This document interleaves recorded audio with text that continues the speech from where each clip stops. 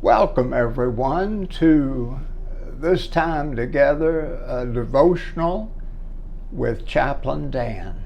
We're privileged to have all of you gather with us who are viewing today.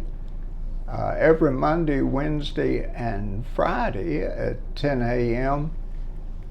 This is shared across Channel 18, our dedicated channel, in all of the apartments and rooms of our independent living and cottages, our assisted living apartments, and our skilled nursing and rehab. So there are a whole bunch of folks watching, and today we're going to have a great joy. I should say I'm Chaplain Dan Bonner, but that's not important. What is important is I've got a friend and longtime supporter and for several years resident of our Independent Living East community here with me, who's going to share with me a very important subject. Now, Alan Rogers is that friend. And Alan, we welcome you with us. I want to turn the camera around so, Alan, you can see a better face than mine.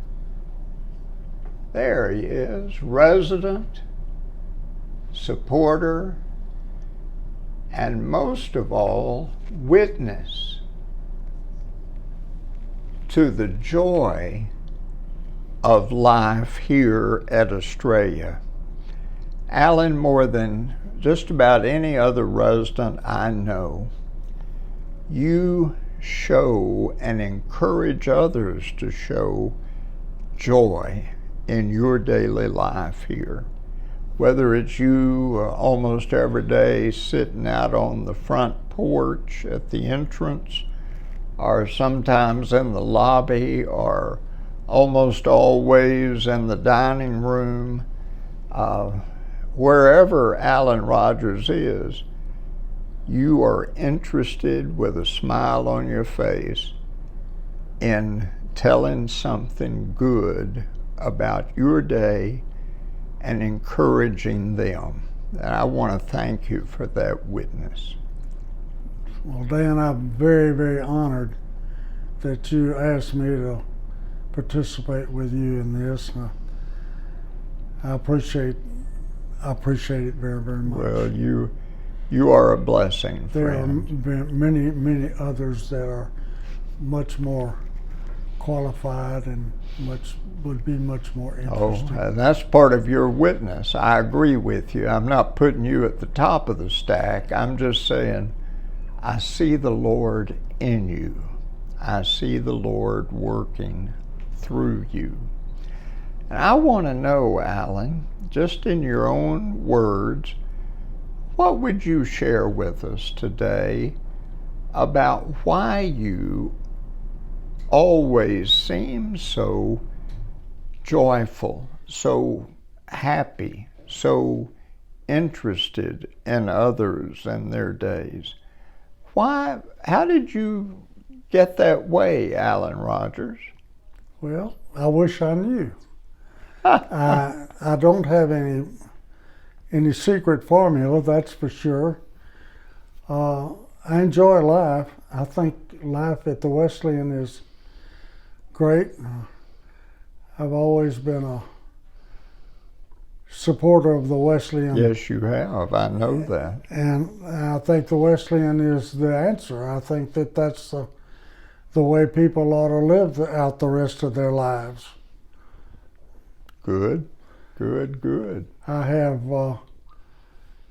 been blessed with a heritage of family that my parents didn't send the kids to church, they took the kids to church. Beautiful. My heritage goes way, way back with the Methodist Church. My great-grandfather was a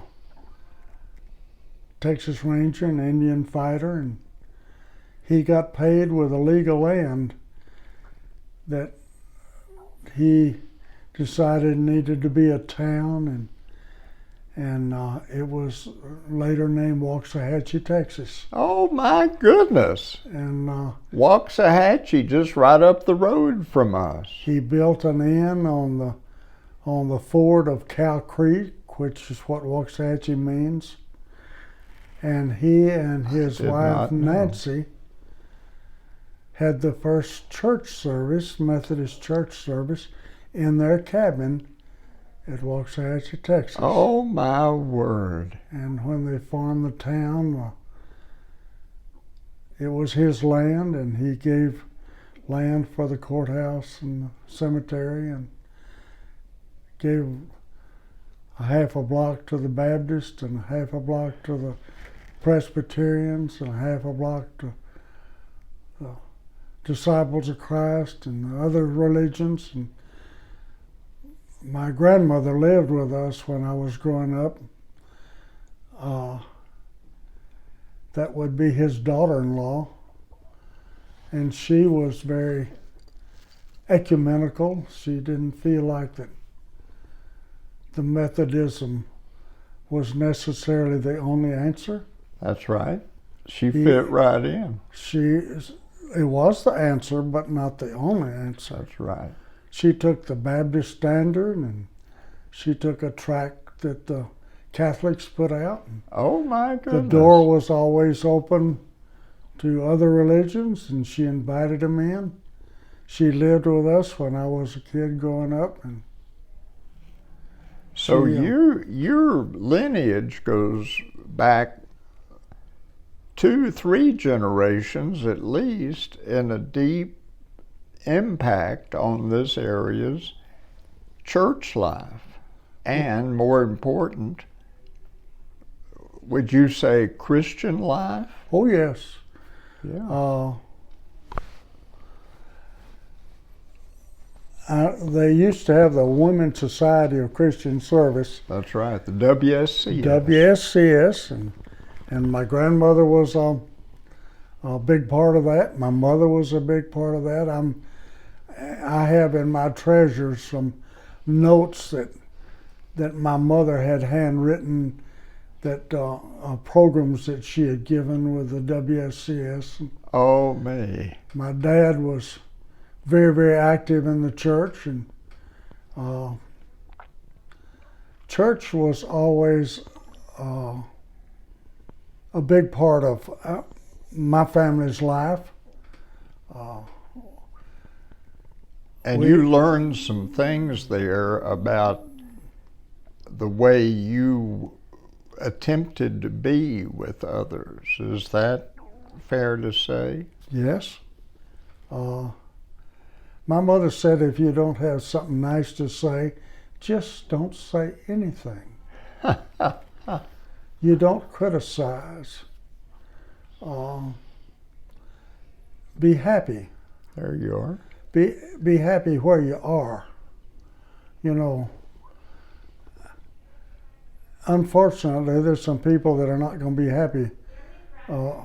If they had a white picket fence all around, you know, and Blackland Farm and all that good stuff, they're still not going to be happy. Happy is it's a state of mind, and you're either happy and you make other people happy, or you make other people miserable and they don't want to be around you. I found out that you know, I don't want to be around people that don't have a good attitude about life, and I don't think anybody else does.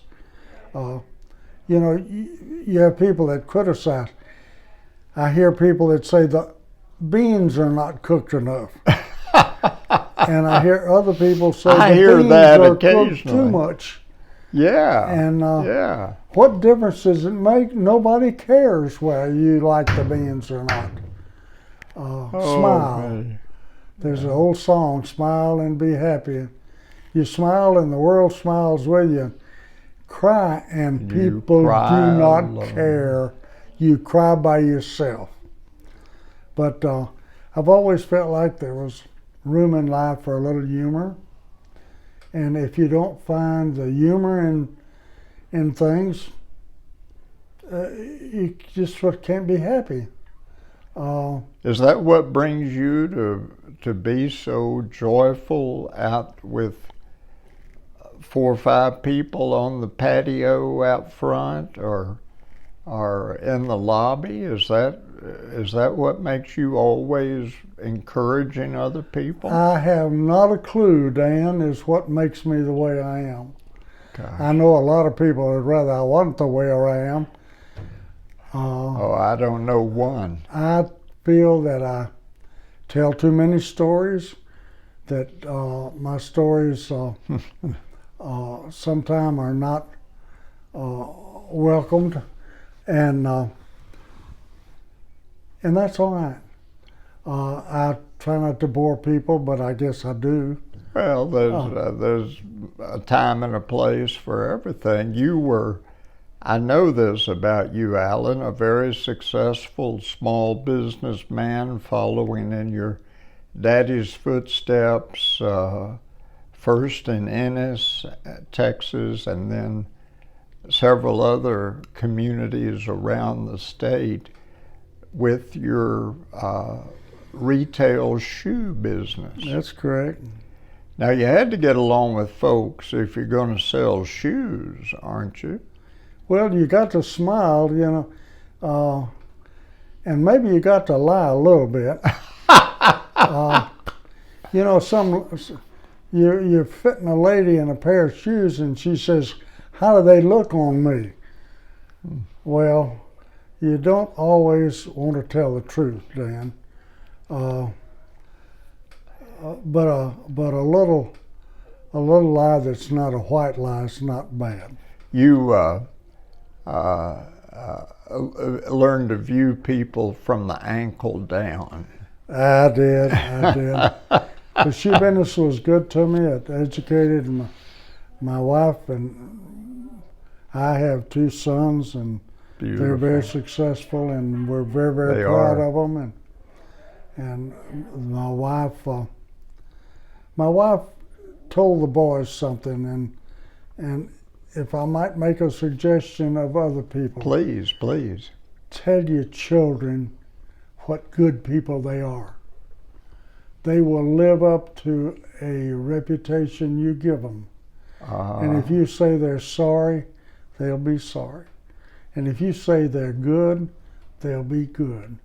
And if you tell them, you can do it, you can do it, you can do it, they can do it.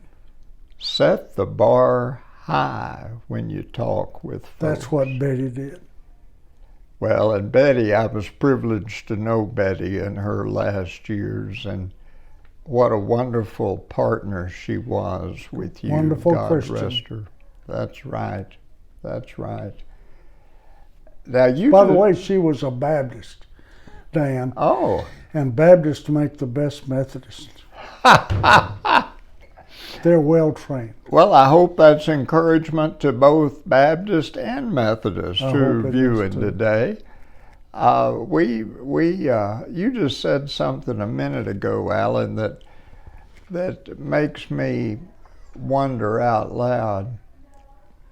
When you set the bar, you were taught as a boy to set the bar high for yourself. Your mother taught you that. Is that part of why you encourage, always compliment, always speak well of people around you here? That you're encouraging us to feel good about ourselves? Well, Dan, it doesn't help any to criticize people. Yeah. I don't set the bar. I just see people.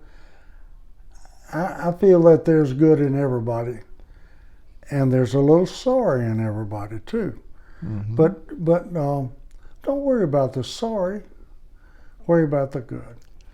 And the good is one of the best examples of God-given gifts Oh, God puts the whole deal together. in us. He puts the whole deal together.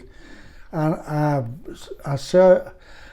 never ever say anything smart that the Lord didn't put the words in my mouth. And you might agree, say anything kind, of which you say many. Say anything encouraging, of which you say many. I believe, Alan Rogers, the Lord gives you all kinds of ways to be yourself. And I'm grateful to God for you. Well, thank you, Dan. I want to be sure that I don't leave the impression I think I'm something. No. I am. I'm just plain old Alan Rogers, just a little old boy from Ennis, Texas, that was blessed to grow up in a Christian home. Amen. Amen. And I'm the one who's connecting the dots for you. You're the last thing I think you are is self-important. You're not self-important, my brother. You're God important. And I'm grateful for you. Thank you.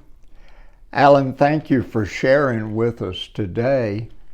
I've been blessed, and I trust you have too.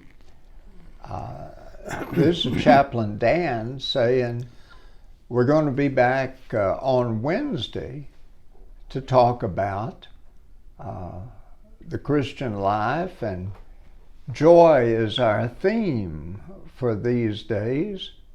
I hope you'll be with us. In the meantime, Alan, thank you. Thank you. And all of us, may we have a blessed and God-filled day. God bless you.